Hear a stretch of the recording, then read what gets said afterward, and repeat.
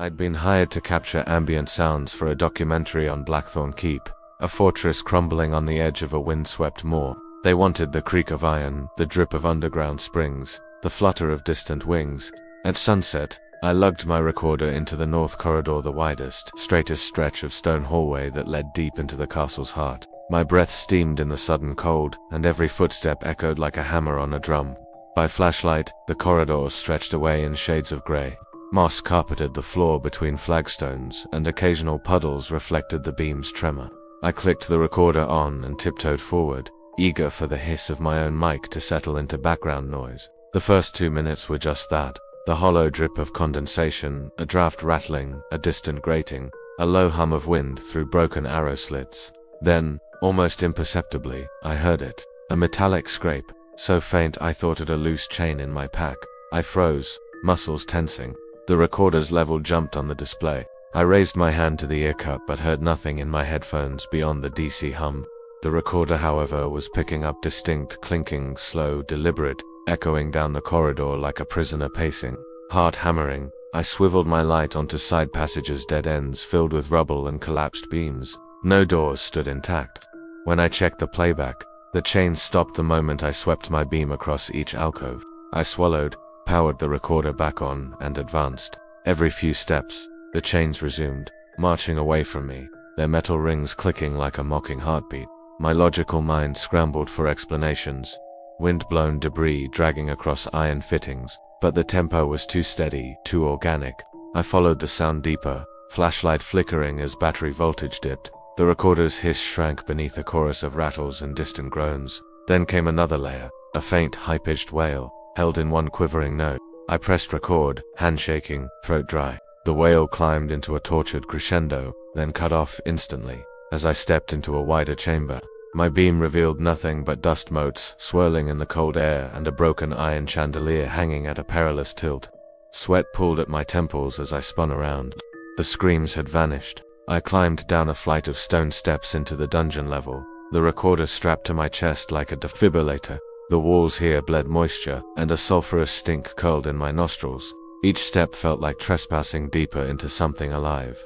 At the bottom, row upon row of empty cells lined both sides of a gallery. Rusted chains dangled from wall rings, swinging gently despite the stillness.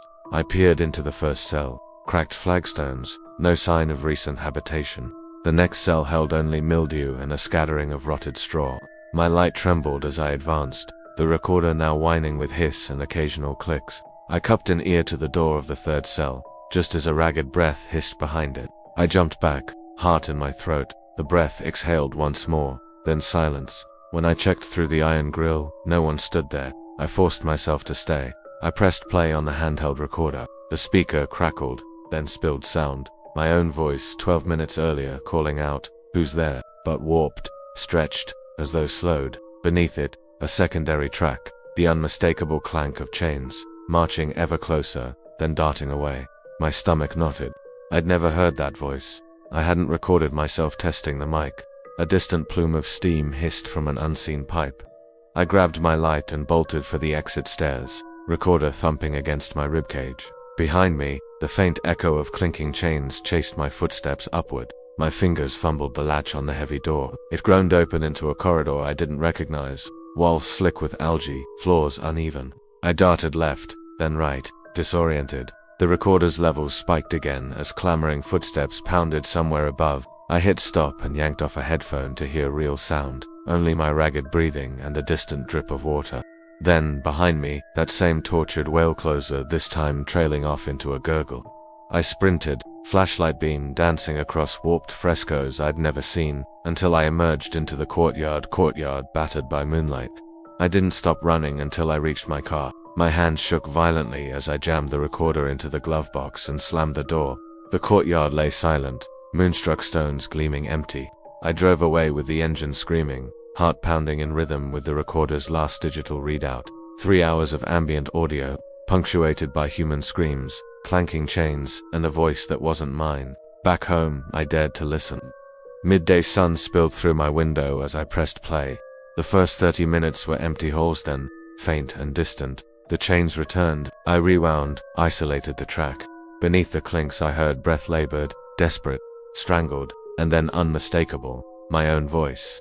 Help me, please. Not from the night I recorded, but from hours later, time I'd spent safely at home. The file ended with laughter, hollow, echoing, friendly. I haven't gone near Blackthorn since, but sometimes at night, I hear chains rattling under my door and the recorder plays itself in the dark, inviting me back to finish the recording. I'd been told the east wing of Abernathy Hall was long abandoned, its dust-choked halls untouched since the last curator fled in 1924. As an art history student, I convinced the department to let me catalogue every portrait before the restoration began. On my first morning, the air inside felt colder than the autumn wind outside, and the smell of mildew clung to every tapestry. My flashlight beam carved pockets of light through the gloom as I stepped into the corridor of oil paintings. The portraits were a gallery of stillness-stern generals, pious clergymen, pale ladies in lace. Their eyes seemed to follow me, glazed and unblinking. I logged each title and date with care, the click of my camera echoing on the stone floor. Every so often, a gust of wind rattled a shuttered window, setting my teeth to chattering despite my wool coat. I reached a narrow alcove where a single painting stood on an easel, draped in canvas. The frame was freshly varnished, the gilt edges gleaming. My heart stuttered when I peeled back the cover. A woman in a blood-red gown, her hair piled high, cheeks flushed as if she'd just felt a winter chill. But it was her eyes, dark pools brimming with painted tears that glistened in the flashlight's glare. I crouched closer, throat tight. Each tear had pooled into looping letters along her cheek. March 14. 1783. I leaned in until the acrid scent of oil paint filled my nostrils. A single drop so thick it looked wet hung at the tip of her chin. My pulse hammered. I pressed my gloved finger to one painted tear. It didn't budge, yet I shrank back as though burned. Shaking, I snapped photos and jotted notes. Why this woman wept one specific date.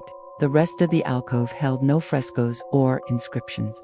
I glanced around. No footprints marked the dusty floor. No sign anyone had placed this painting here recently. Goosebumps rippled down my arms as I tucked my notebook away and pressed on. Back in the archive, the old curator's files sat in a metal cabinet with peeling labels. I searched for Lady Amelia Ferris, the name scrawled on a brass plaque beneath the frame. My lamp cast a sickly yellow circle across brittle documents. Page after page described Amelia's life. Married at 17, widowed at 22, then accused of treason. The trial records ended abruptly on March 14, 1783, her execution date, followed by a curt note, subject vanished. No remains recovered. I felt the blood drain from my face. The tears on the painting weren't artistry, they were a warning she'd etched in pigment before she vanished into legend. I exhaled, hands trembling, and closed the file. The hall above groaned as if responding to my discovery. I returned to the alcove that evening, determined to record more details.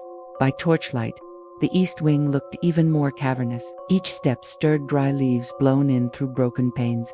When I reached the easel, the tears had multiplied. Thin rivulets streaked from her eyes down to her chest, pooling at the hem of her gown in tiny droplets. Now the date was repeated in several scripts, like a desperate refrain. My skin prickled. I swept my scarf across the painted face, smearing pigment onto the cloth. Beneath, her porcelain skin showed no tears at all. Whatever I'd seen existed only in the oil layers. Heart pounding, I replaced the canvas and backed away. That night, I dreamt of Amelia's hollow eyes. I woke to the soft sound of sobbing echoing through my apartment. It drifted in on the humidity of a storm-breathed breeze. I bolted upright. No rain tapped the windows, and the hall was silent. My scarf lay on the table, a smear of red paint staining the fringe. The next morning, I raced back to Abernathy Hall, adrenaline replacing tiredness. The entire easel stood empty. My flashlight beam swept every walnut sign of lady or frame. The alcove was blank, as if the painting had never existed. My camera and notebook remained on the floor beneath, but the brass plaque was gone too. I stumbled to the curator's office, breathless. The staff insisted there'd never been any portrait of Amelia Ferris in the East Wing clerical era. They said must have been removed decades ago, but I'd seen it, painted tears and all. In my pocket lay the torn corner of my scarf, red with pigment I couldn't identify. I never learned who took the portrait or where it went. Late at night, When my lamp flickers, I feel a cold draft and think I hear distant weeping. And every time I pass a mirror, I glance at my cheek, half expecting to find a single painted tear looping into tomorrow's date one I can't hope to rewrite before it arrives.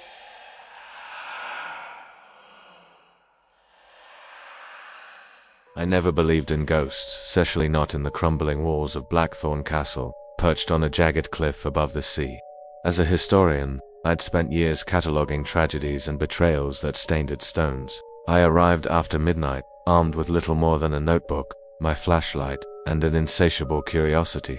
The air was frigid, carrying the tang of salt from crashing waves below. Every footstep echoed through empty halls as if the castle itself was holding its breath, waiting for me to slip up. My route took me through a narrow passage into the courtyard, where moonlight fractured across broken gargoyles and shattered fountains. That's when I heard it. Low, ragged laughter threading through the wind. It felt alive, curling around my spine like icy fingers. I stopped dead, breath hitching, as the sound ricocheted off mossy archways. The laughter was too organized, too human yet layered with something older, something inhuman.